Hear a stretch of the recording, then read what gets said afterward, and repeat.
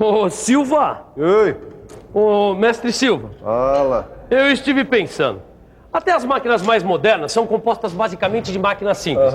A roda, o plano inclinado, a alavanca. E para essas máquinas executarem com precisão o trabalho que a gente quer, muitas vezes a gente necessita de mecanismos de transmissão de movimentos. Uma polia, uma engrenagem. Se a gente quiser alterar esse movimento, a gente utiliza... A cremalheira, biela manivela e o câmbio. Esses são alguns dos mecanismos que a gente acrescenta à máquina. É essa máquina. Como é que ela se desenvolveu? É isso que você vai aprender na teleaula de hoje. Hoje você vai saber como o homem deixou de realizar trabalhos usando sua força muscular e passou a aproveitar a atração animal, a força da queda d'água e a energia do vento. Você vai ver o grande impacto que a máquina a vapor provocou no setor industrial e de transportes. E o emprego da eletricidade como fonte de energia, o que acabou culminando na automação das máquinas. E você tá a posto? Então vem com a gente que nossa teleaula está apenas começando. E nós vamos aproveitar que temos a tarde de folga para dar um pulo aqui num sítio do lado, para conhecer bem mais sobre as máquinas. Vamos lá?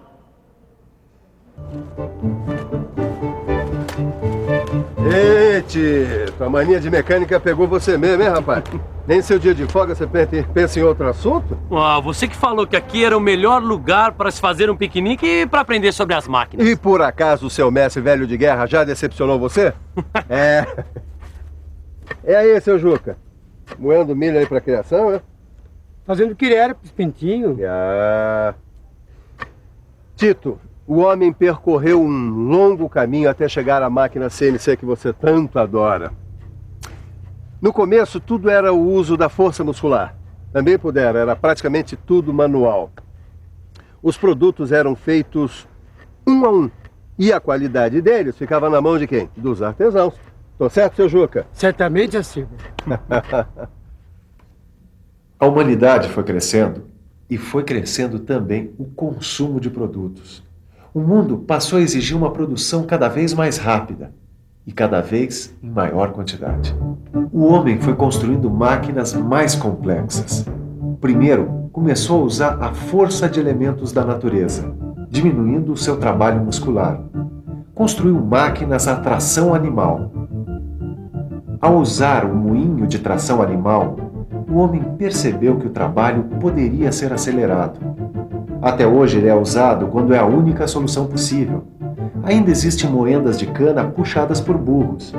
E em muitas olarias, as prensas de barro são a tração animal. O homem começou a usar também a força da água.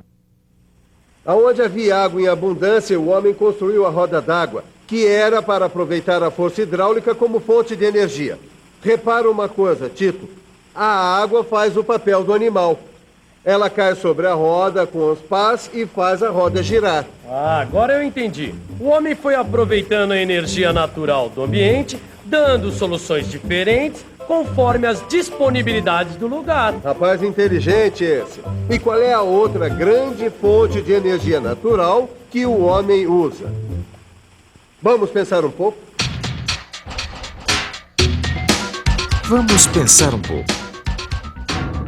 Já falamos da água, da tração animal, está faltando... Ah, já sei!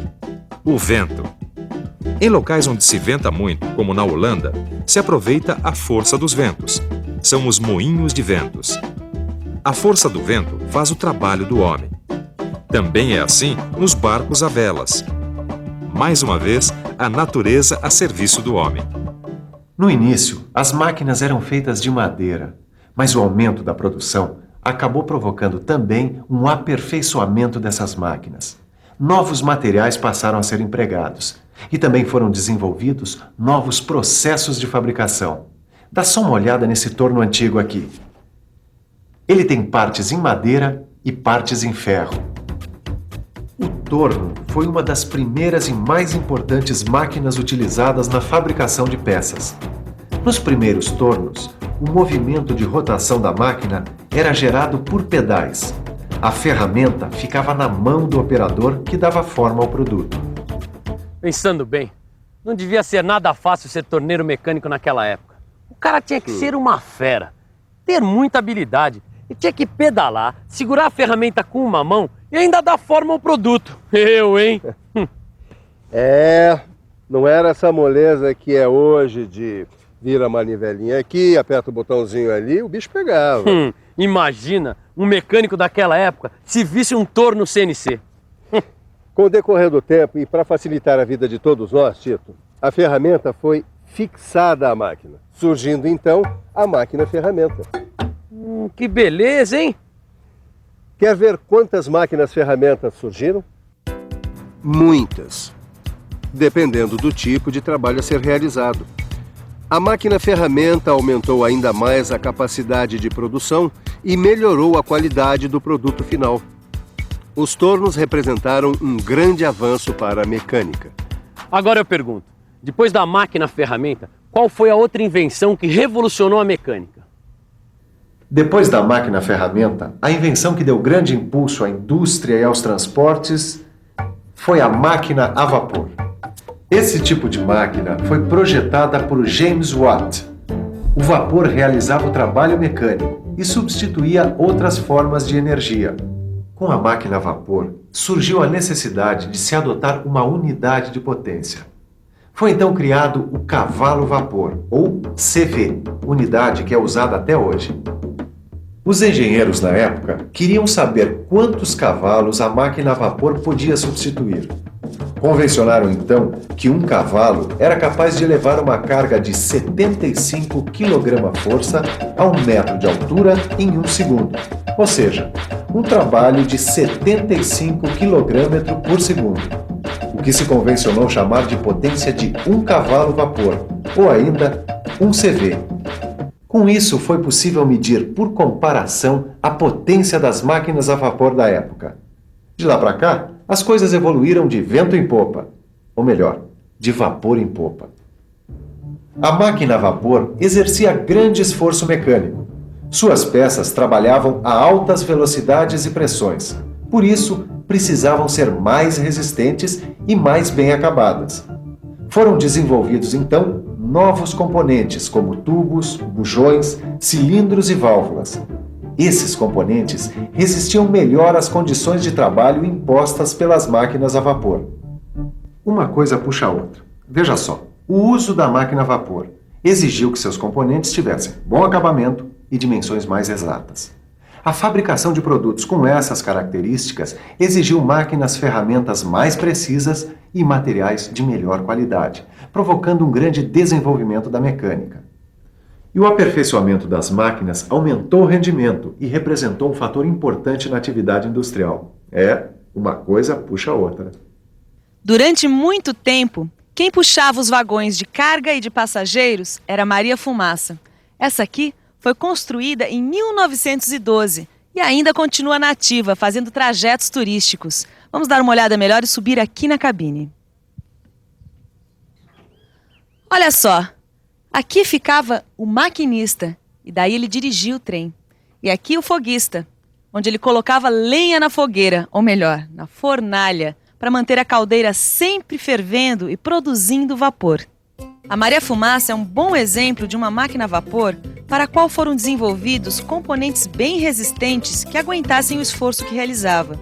Ela tinha 1.200 cavalos de potência e chegava a alcançar uma velocidade de 90 km por hora. Eu nunca imaginei que a invenção da máquina a vapor fosse tão importante para o desenvolvimento da mecânica. E isso foi entre 1700 e 1800 lá na Inglaterra. Tito, sabe, eu sempre quis ser um Joseph Whitworth, o pioneiro no aperfeiçoamento das máquinas-ferramentas. É o meu grande ídolo, cara. Projetar como ele instrumentos para a medição de peças.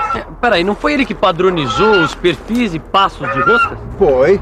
Por isso se chama Sistema Whitworth e é usado até hoje na fabricação de porcas e parafusos. O cara era um gênio, mas um gênio. Antes dele, Tito, a mecânica era um caos. Os elementos das máquinas não eram normalizados. Então, uma peça que era feita numa oficina não se encaixava com outra que era feita em outro lugar. Não havia intercambiabilidade entre as peças. Agora, depois dele, não. Depois dele, a mecânica nunca mais foi a mesma coisa. A mecânica deu um grande salto. A produção artesanal foi se transformando em produção industrial. E esse processo acelerou o desenvolvimento do setor produtivo. Surgiram vários tipos de máquinas e de sistemas mecânicos: macacos, prensas, tornos. Foram desenvolvidas também outras máquinas para realizar outros trabalhos com metais. Máquinas para a conformação de metais, como uma prensa, por exemplo. No final do século passado, outra descoberta do homem acelerou em muito o desenvolvimento industrial. Vamos ver se alguém por aqui sabe nos dizer qual foi. Eu acho que o telefone celular foi uma grande descoberta, a televisão moderna, TV a cabo. Eu acho que o transporte, o metrô principalmente. Medicina. Telégrafo. Tudo isso são invenções do homem. Agora, uma grande descoberta que impulsionou muito a indústria foi o uso da eletricidade como fonte de energia. Vamos ver como tudo isso começou. Bom, pega um pedaço de lã, um retalho, como está aqui, assim. Isso mesmo. Aí você pega um pedaço de papel, uma tesoura ou com a mão mesmo, você pica ele em dezenas de pedacinhos. Agora você corta no outro sentido e você já tem os pedacinhos de papel. Isso mesmo. Agora pega um objeto de plástico, uma caneta, um pente como esse aqui e esfrega. Esfrega na lã. Mas esfrega bastante, aí com vontade e sem preguiça. Aí depois que você esfregou bastante, o que será que acontece se você aproximar o pente dos pedacinhos de papel, hein? Tcharam! Exatamente. Os pedacinhos de papel são atraídos pelo plástico que foi esfregado na lã. Quem descobriu isso, há 25 séculos atrás, foi o filósofo grego Tales. Ele observou que esfregando uma barra de âmbar, que é uma espécie de plástico, em um pedaço de lã, ela atraía pequenos pedaços de pena e palha. Bom, a palavra grega para designar âmbar é elétron. É daí que vem o nome eletricidade. Somente no final do século passado é que a eletricidade começou a ser utilizada como fonte de energia. Surgiram os motores elétricos. E a partir daí, então, é que a indústria se desenvolveu mais rápido ainda. As outras formas de energia foram aos poucos substituídas por motores elétricos, que movimentavam as máquinas sem ocupar muito espaço de instalação. Para aumentar a produção, surgiram no final do século passado as primeiras máquinas automáticas. As máquinas automáticas fabricam grandes quantidades da mesma peça sem perder a qualidade e a precisão. Com as máquinas automáticas, o homem pode usar muito mais o cérebro do que os músculos. Quer ver um exemplo? Enquanto essa estampadora mecânica faz 24 mil parafusos por hora, se fosse um operário num torno mecânico, levaria muito mais tempo. Ele faz 8 mil parafusos por dia. Com essa máquina, os parafusos saem todos assim, idênticos, iguaizinhos e com muita precisão. Com as máquinas automáticas, a atividade industrial pode se espalhar. Elas possibilitaram o desenvolvimento da indústria automobilística e também de vários outros setores, como a agricultura, o comércio e o transporte. Pois é, motores elétricos, máquinas automáticas. Cada vez mais o homem foi criando máquinas mais complexas para aumentar a sua produção e diminuir o seu esforço físico. Concorda, Tito? Foi o que nós aprendemos nessa teleaula de hoje. Diminuir o seu esforço físico e aumentar o lazer. Concorda? Concordo, mas e daí? A ideia que agora chega, né, Tito? Agora é hora de descansar, que ninguém é de ferro, nem mesmo um profissional da mecânica. Agora é com você. Que tal uma revisão? E atenção, se liga aí que é hora da revisão. Nessa teleaula, você ficou sabendo como aconteceu a evolução da máquina. Como o homem foi substituindo a força muscular pela força dos elementos da natureza, até descobrir a máquina a vapor, e depois começar a usar a eletricidade como fonte de energia. Por último, vimos que a atividade industrial se desenvolveu mais ainda com o surgimento das máquinas automáticas, como é o caso da indústria automobilística. O mundo está cada vez mais exigente. Produtos mais sofisticados, menores, mais leves, mais baratos. E para se chegar lá, é preciso conhecer esse universo. O universo da mecânica. Estude. Conhecimento é o seu passaporte para o mundo moderno. Até a próxima teleaula.